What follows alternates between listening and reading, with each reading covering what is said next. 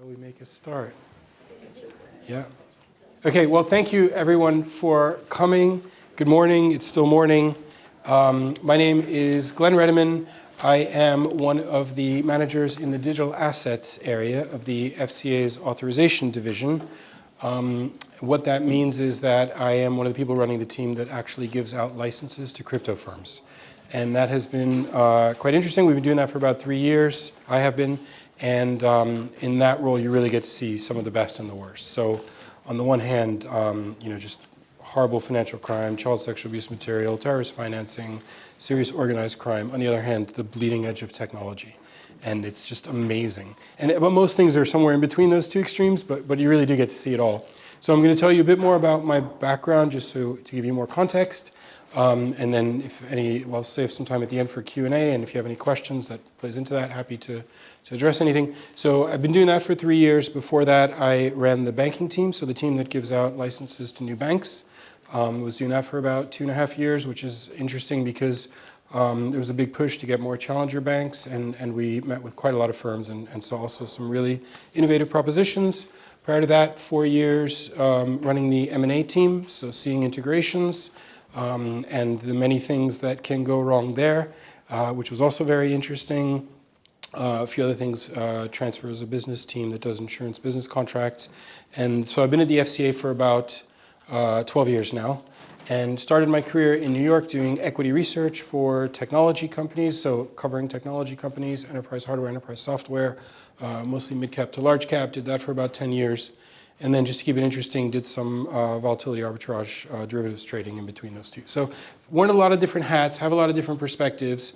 I do try to bring a bit of commerciality to the regulator. I know these are often very boring laws and it's not always clear how they apply.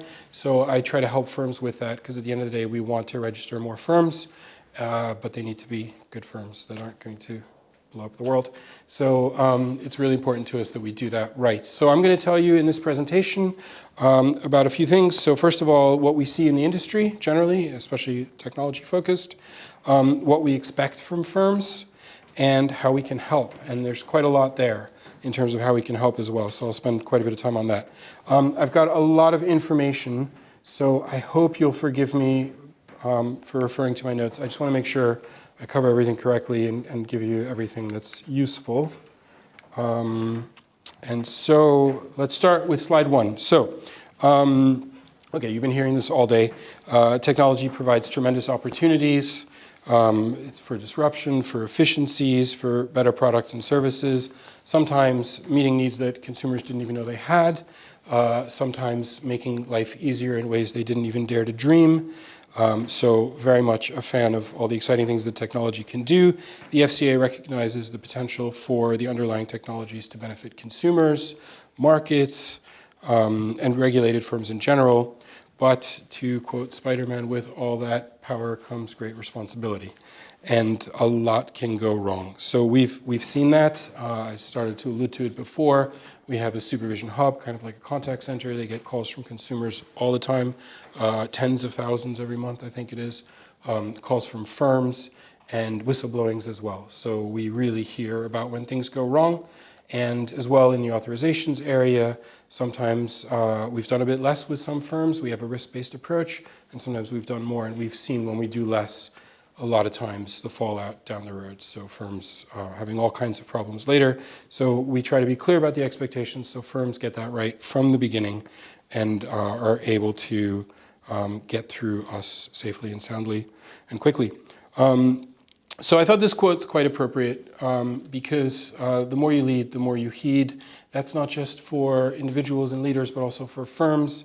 Anyone who's running a startup business or who's an entrepreneur knows that there is incredible pressure from all sides. So customers, partners, regulators, investors, and there's quite a lot to heed. So the point I'd like to make, hopefully it comes through throughout this presentation, is that you should heed your customers as well.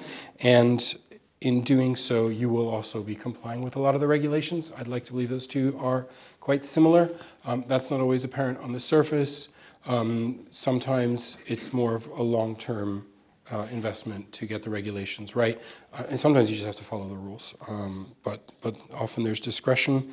And so the question we'll ask is, how are you building good regulatory outcomes into your proposition? And those are the ones that your customers will often expect as well. So financial services is among the most highly regulated industry in the world. It's also number one concern among governments as fintechs take off. Our job is to ensure that the firms we regulate have done everything required by the law and everything reasonable to prevent customer harm and market instability. And we think this is what creates trust in financial services. So I'm going to read this out verbatim because I think it's really important. We set out to prevent customer harm, support market integrity by ensuring regulated firms are legally compliant, promote competition and innovation, including through innovation pathways and our sandbox options, and I'll talk much more about that later, support firms adhering to various regimes to protect consumers against financial harms, and respond to changes in markets with a focus on consumer protection and preventing financial crime by working with our law and regulatory partners at home and abroad. And we do quite a lot internationally as well. So we play an active role in working with global standard-setting organizations such as the Financial Stability Board, IOSCO, the International Organization of Security Commissions. They just published a consultation on DeFi, if anyone's following that. I'm still working through that. And developing global standards to address risks, especially more recently, those arising in crypto markets. So change has never been this fast and will never be this slow again. Today, the financial services industry is in the midst of transformation, and a key role there that's being played is the digitization of all kinds of products. The financial lives of the world's populations are being hugely impacted by this more and more, and electronic payments are at the epicenter of that. So we see payments becoming increasingly cashless, and in turn, the industry's role should be one of fostering inclusion, and that's become a significant priority for us and for many firms. Payments are supporting the development of digital economies, driving innovation, all while functioning as the backbone of our economies. So we've seen an acceleration from fiat into digital assets and digital payment systems, and this heightened the need for capital to move more freely and more frictionlessly between the different rails. Not only are traditional ways of paying for goods and services advancing, but the entire infrastructure is being completely reshaped. New business models are emerging as payment systems leverage the blockchain and DLT and support faster and more interoperable digital payments. The innovation on these platforms extends also to digital money and tokens, so crypto, stablecoins, and the cryptographic representations of real-world assets. So we're seeing tokenization of securities and commodities. And most fundamentally, how we record, store, and move value is being redefined every day. And there are now decentralized options, so permissionless blockchains, and also the traditional centralized intermediaries. And the traditional centralized intermediaries, such as banks that have historically provided these services. Even in the traditional centralized areas, we've seen the rise of challenger banks. We've seen the modernization of incumbents who've responded to customer needs in a globalized world. Customers demand, as you know, longer opening hours, increased speed, more digitized products, options to hold and spend various fiats and digital asset currencies, and all that at lower transaction fees.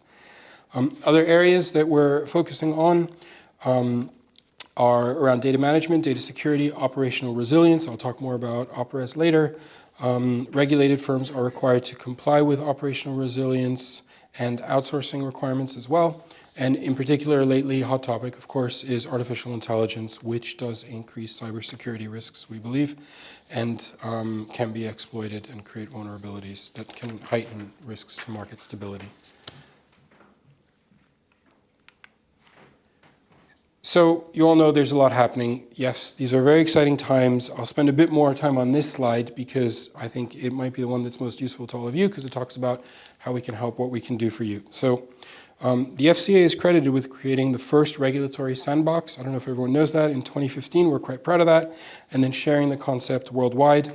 We've been at the forefront of regulatory support and innovation through the creation of the regulatory sandbox, our innovation pathways, our digital sandbox, numerous tech sprints, We're a part of the Global Financial Innovation Network, so GFIN.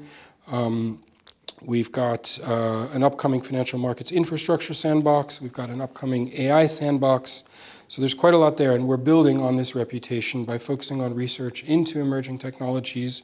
Today we're leading the way on green innovation. We've just launched the world's first global tech sprint on greenwashing through the GFIN. We've published our first insights paper on quantum computing, along with the Digital Regulation Cooperation Forum, so the DRCF, to consider how this nascent technology will impact our regulatory remit. And our firm's support services help innovators from idea design to market testing and much more. So altogether, we've supported about 900 firms. For example, we've supported 117 on open banking technologies in our regulatory sandbox and the innovation pathways. We've also supported firms using DLT in the blockchain and advanced analytics. So the regulatory sandbox gives firms the ability to test products and services in a controlled environment. Our innovation pathways include guiding firms through regulation. So through one-to-one conversations with a dedicated case manager, you can get some support in how to identify how the regulations apply to you, get that insight and clarity, and we'll give you feedback on your business model. My boss says feedback is a gift, sometimes hard to swallow, but the intent is a good one. And we're making it easier for firms to engage with our innovation services by providing a single point of entry. So search up FCA Innovation Front Door, and you'll get a tool that can, based on your responses, target you in the right direction in terms of what innovation support you might need. So that's our innovation area. Also, we've got our policy areas. They are usually embedded in supervision, and they do quite a lot of work that pulls the rest of the organization in. So we're regularly publishing discussion papers, and we intend for those to actually stimulate debate and consultations as well, where we want to get feedback. So if I can make one appeal to you, please do contribute, feed into those. We actually do listen. We actually care a lot about what the industry thinks. If you're yourself not inclined to do that, perhaps join a trade body or talk to a trade body that'll feed in. That feedback is invaluable to us because we absolutely want to get the regulations right, so that you all can thrive in a safe environment. So when subjects are particularly complex, we'll often host roundtables and sprints. So please do get involved. Look at our website. There's a lot there, calendars of upcoming events and much more. So the bottom line is, please help us to create the best guardrails for the future and for technology especially, so it can thrive. Lastly, the authorizations areas, that's my area. Applying for a license can be quite daunting. At that point, we will expect firms to have considered or have developed their business plans, their initial product suite, they've understood their target market, they've developed their governance structures, they've developed the risk and controls framework, and much, much more. So we will pummel you with questions and expect you to know a lot of these things and have thought them through already. But we also offer a lot. So on our website, you'll see several pages that are dedicated to feedback on good and poor applications or good and poor practices across many different sectors and across many different aspects of the authorizations process. So please do look at that. That upfront investment will pay dividends. So we definitely think it's worthwhile. We have greatly reduced or eliminated our application backlogs, demonstrating our commitment to supporting the long-term competitiveness and growth of the UK economy and being an effective regulator. And in some sectors, we also offer pre-application support. So that's different from what they do in the innovation area. This is us in authorizations, and we will sit down with a firm and discuss constructively their plans, even though those might not have been finalized yet. So we'll give a lot of feedback there, and that just is a bit of a gentler way to help firms get through it. Once you submit an application, it's a test. So it's like you wouldn't show up to a driving test and ask, where's the steering wheel? Same kind of thing. So it's kind of a test, and we have expectations. We try to be clear about those. So if you can take advantage of our pre-op support, please do that, or otherwise consider whether innovation is more appropriate for you, and or if you just want to apply outright. And that might be a function of how nascent is the technology and how developed is your business. Okay, so this is a bit more about us and what we expect from applicants for licenses. It's a lot. I'm not gonna deny it. It's quite a lot. But we create regulations that is focused on outcomes. We take a risk-based approach, so a smaller firm or a more traditional proposition is going to have probably very different risks than a larger firm or a more innovative proposition, so that's a risk-based approach. And the principle we try to stick to is same risk, same regulatory outcome. Now, in practice, introducing new technologies into your proposition will create new risks, but we try not to focus too much on that because at the end of the day, we're trying to focus on the outcome for the customer. And so if that's front and center, then as long as the technology is understood and the risks are managed, then you're halfway there, frankly. Inherently, sorry, I already said that. So I want to tell you about a few important things that we're focusing on, and these are all big ticket items that will be very important to most firms that come to us in authorizations.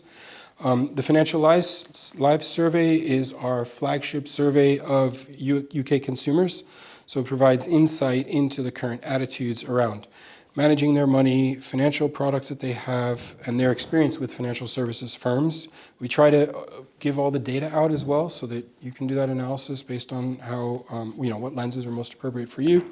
Unsurprisingly, in the most recent one, it was a lot focused on the cost of living crisis and consumers feeling the burdens of their bills and credit commitments. The consumer duty, you've probably already heard about it. It's a really big ticket item as well. It came into force at the end of July, and it actually represents a significant change in how we regulate. So our approach, it sets really high expectations around standards of care towards customers across all financial services sectors. And so it aims to enhance protections by requiring firms to act in the best interest of their customers and to deliver good customer outcomes for them. So the consumer duty will apply to all firms that have retail customers, and that could include fintech firms as well, if they're providing financial services such as digital banking, platform lending, crowdfunding, things like that. And we expect firms to comply with the consumer duty in 4 ways. So I'm going to go through those. Provide clear, fair, not misleading information about your products and services.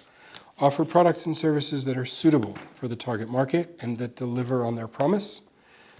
Treat customers fairly and promptly when they need help or have complaints. And then lastly, charge prices that are reasonable and reflect the fair value of the product and services. So that's quite a different way of regulating, and the industry is still getting used to a lot of those things, but please be aware that that is our current approach. Senior manager and certification regime, you've probably heard of this one. It's been around for a few years. It imposes personal accountability on senior managers at financial services firms, and it's designed to improve the conduct of all employees at these firms. So it makes individuals more accountable for their conduct and their competence, and it aims to encourage staff to take personal responsibility for their actions and improve conduct at all levels, and make sure that firms and staff clearly understand and can show who's doing what, which when you get into larger firms, that's actually not as easy as it might sound. Lastly, the operational resilience framework. So the emphasis here is on having an operationally resilient financial system that can absorb risks instead of compound them. So focuses are on the unavailability of important business services that can cause harms to consumers, the risk to market integrity, and that threaten firm viability, and that can create instability in the financial system. It requires mapping and testing to identify those important business services. It sets impact tolerances and is meant to identify vulnerabilities. And then lastly, artificial intelligence, definitely a buzzword, but really far from new. The recent boom in generative AI has presented an explosion of incredible use cases. So we use it internally. We have some systems that scrape the internet and scan about 100,000 websites a day or domains a day for potential scams. We use NLP in our supervisory work, and we know the industry is considering or already implementing a diversity of use cases. We expect risks to be mitigated in AI. And we think that the senior manager framework is actually a good mechanism for that because it ascribes the responsibility to an individual, and then that way they can be responsible for the innovation, and including AI. Unsurprisingly, we care a lot about bias, explainability, among other potential harms and risks, including the many ethical questions that remain. But this is quite cutting edge in some regards, so we're open to hearing how you all manage this in your firms. Like I've already said, with an increase in technology, there's good and bad that can come of that. I think the main thing we want you to remember is that there is a consumer at the end of every product. So no matter how long the value chain, so what is it that you should be doing for that consumer? And then you'll be pleased to hear my last slide. Thank you for sticking with me. So if it's in the regulator's future, it's probably also in yours. So that means quite a few things. First of all, build the regulations into your business from the beginning, especially the consumer duty. We've seen too many times where firms are building a business and they've gone through a lot of work to do that, but they haven't thought about the regulations. And then they come to us and they need to just change things dramatically. And that costs money and time, a lot of plasters, and sometimes it doesn't really work well. So try to build in the regulations from the beginning, but expect those to change over time and as you grow. So different rules will apply when you hit different sizes. There's various different thresholds. What that might mean in practice could be build in an agile way, keep things modular, focus on the interoperability, and make good strategic decisions about what you insource and what you outsource. So you can't outsource risk, as you know, you can't outsource responsibility, but nevertheless, it can be very helpful to outsource things to specialists. We will look closely at how you are maintaining the oversight of your outsourcing arrangements. So that's going to be really important to us.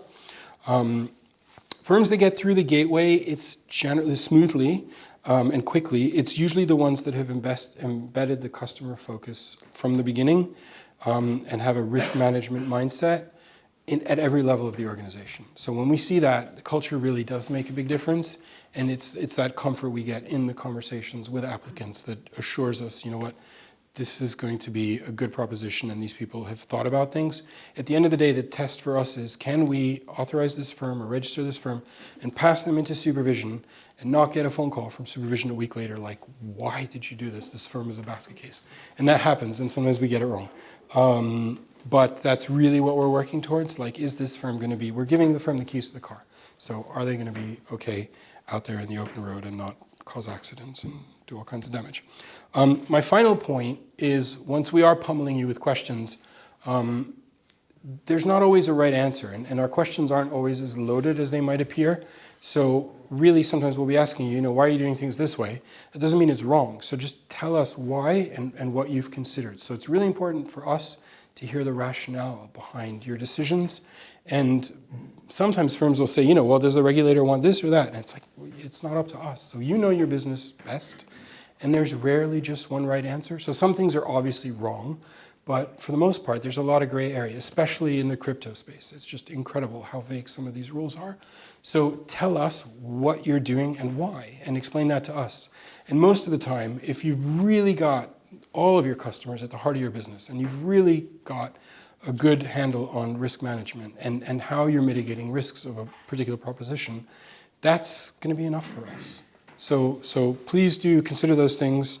Thank you for listening. Thank you for your time. That's it. Happy to take any questions. I'll have to pass the mic around. Oh, I've got it here. Oh, you've got it. Excellent. Okay, yeah. Great. Thank you very much. Good job. So happy to take any questions.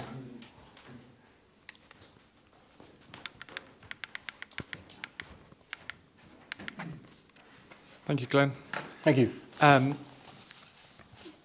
Within your speech, you identified something about the quality of applications. Yes. And when you publish your pages on the new Section 21 gateway, Yes. there's quite an interesting little snippet in there which seems to reflect probably a bit of tiredness with the state of applications. It basically said, we're not going to solve your applications for you. Please do it before you get to us. Oh. I think it was possibly to paraphrase it, Okay. So that is which might have sentiment. been a sentiment that you were sort of alluding to there about preparation and the quality of your application is important, and maybe that has helped in clearing the backlog because you've actually got tired of the sub-quality applications and told them to sling their hook, possibly. Well, so it's not that we're getting tired, right? That we're regulators and we regulate. So, it's disheartening when we see poor quality applications because it's kind of a waste of everyone's time. So if a firm comes to us and they're not ready and they haven't thought these things through, so too many firms submit minimal viable product and just expect that we'll iterate with them. And sometimes we'll do that a little bit, but there's a limit to that. And so we have great confidence in and are really impressed with firms that do that work on their own and then come to us with something that's thought through and mature. When it's not the case, then there's a lot of back and forth. And the truth is, once the application process has started, like I said, it's a test. And so we can't spoon feed you. So we've done this hundreds of times, right? Thousands of applications a year. And we've seen it all. And we probably could design, so some of us go off into business and then design these things ourselves because we've seen the best practice. So we could easily do it, but it's not our role. And if the regulator is spoon feeding the applicant and telling them, no, you need to do this, you need to do that, then it actually presents a problem down the road when they're in supervision because our supervisors are not going to do that. And they might just take the firm and kick it into enforcement. And that's not an outcome that anybody wants. So it's more about trying to get firms to do that upfront investment, and that actually will save them time. So they might apply to us later. They will almost invariably get through us faster and give us much more confidence in doing that. So there are times where it's just like, this firm is absolutely excellent. They know what they're doing. They've gotten all the right advice. And it's just a pleasure to work with them and to get them onto the register, truly. And then there's some firms that's like, oh man, they just haven't thought it through. And that gives us an impression of how do they think about risk? Like, do they actually care, or are they just out to make a quick buck? And there's lots of, we know there's lots of bad actors out there. So some firms are like that. So it's really that impression management. And, it's a bit controversial to say it, but especially in the crypto space, get help, get a consultant, get a legal advisor. I know it costs money, but it'll probably save you money in the long run. There's an incredible depth of talent and experience in the UK and people that do this for a living and have gotten firms through our gateways. So get that help, get that advice. At the end of the day, we expect the applicant to know all the answers, right? So it's not cookie cutter and here you go. And we've seen that too, where it's like firms submitting business plans to us that do not align at all, not even the same product, to what's on the website or what they're telling us. And it's like, you just bought this off a shelf. You haven't even tried to adapt it. And so we see some really bad practices like that. And that's, I guess, where the frustration might be coming through. At the end of the day, we're going to refuse it, or we're going to invite a firm to withdraw if they can't instill that confidence in us. And that's just where it's a heartbreak, it's a waste. And sometimes it's like, this is their dream, this is their baby, these are entrepreneurs, they've invested all of this into it. So just do a bit more and get it to a place where we can be happy to approve it. If there's anything that I can take away from today, it's the FCA saying, go do the lawyer. Well, it doesn't hurt. It's not necessary. So we get lots of small firms, like really one-man band, two-man, and they just, they do it all themselves, and we will flex accordingly. So we're not going to expect like, a huge, large bank control framework for a two-man shop, obviously. But it helps. And we work closely with them as well to give them feedback and give them like trends and whatnot. And we're trying to publish more on the websites as well, just to help people, because it's at the end, we want to register firms. So yeah, thanks. Hope that helps. Any other questions? Hi, I'm Jamie Marshall from CMS. Can thoroughly recommend the suggestion to speak with a lawyer. Of course. Although actually we recently had a startup come to us for help with getting FCA authorised, and we thought probably would be too expensive. We hooked them up with a compliance consultant who are also very helpful on that front, albeit definitely speak with a lawyer. Have you seen any, or are there any particular areas or sectors of the industry that you have particular concerns about engaging with consumer duty? Obviously, it's been quite a all-consuming topic over the last year, 18 months. There's a lot to do, and a lot of what we've been seeing is a lot of firms being focused on implementation, getting ready for end of July, and now there's sort of the long tail of questions about now that it's here, how do we actually practically go about complying with it in practice? But there must be parts of the industry that you have concerns about getting to the implementation bit and maybe not having engaged as they should have done. Right. So I don't want to generalize too much. So there are good firms and bad firms in every sector, and it's not that they're bad actors, but like well-resourced, able to forward plan well, and able to meet coming regulations, and that's a spectrum in every sector. I don't think I can say there's one sector that's particularly worse than any others. Yes, this is a non-answer, I'm sorry, but I can't single any sector out. Hi, thank you so much. I'm Savannah from a startup called Serene. Also around the consumer duty, and the guidance is incredibly broad, and particularly around vulnerable customers. And what we're seeing a lot of is almost a reluctance for firms to really identify the vulnerable customers, because then they have a whole lot more responsibility. Yeah. So how is that going to be handled around how are you actually going to hold firms accountable, and kind of what is the expectation? Is it, reliance on customer self-declarations, in which case you're missing out on a huge swathe of the population who is vulnerable? Yeah. I guess it's such a vague and gray area. Absolutely true. So I'm not sure exactly so I'm not close within the FCA to all of the plans, and a lot of people are thinking about this. So there may well be some planned actions of any type. I don't know, how helpful or reactive they'll be. So I just don't know the answer to that. What I can say is that self-identification is not enough. And vulnerability is sometimes transient, and especially in these times where you lose a job and your bills are just unpayable. So that can be a transient spell of vulnerability. And so more is needed than just self-identification. And there's many different ways to do this. I mean, on the most positive end, I've heard about systems that really do the analytics and incorporating the latest in AI to really identify those outlier situations or the trends that are broken where suddenly someone who's never missed a payment misses one, and then going in there and trying to find out what that's about. So there's a spectrum. It's not black and white, I absolutely agree. And that's why I come back to, if you really have all customers at the heart, then you're most of the way there. And then you will already be doing those things because you care about the customers. And yes, it's a cost, but that builds brand, right? That builds huge brand equity. And that gets around when you're a firm that really treats customers well. So sorry, I don't know exactly what's planned in the future. Good answer, thank you. Sure, thank you.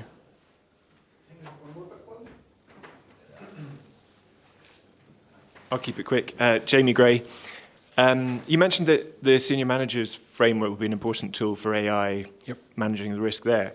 How do you see that playing out? Would that be better allocation of responsibilities more specifically, or a dedicated SMF function, or collective responsibility among senior manager holders? So I believe there are internal discussions ongoing about exactly how it manifests. The only thing that I've heard so far is that it's an appropriate framework.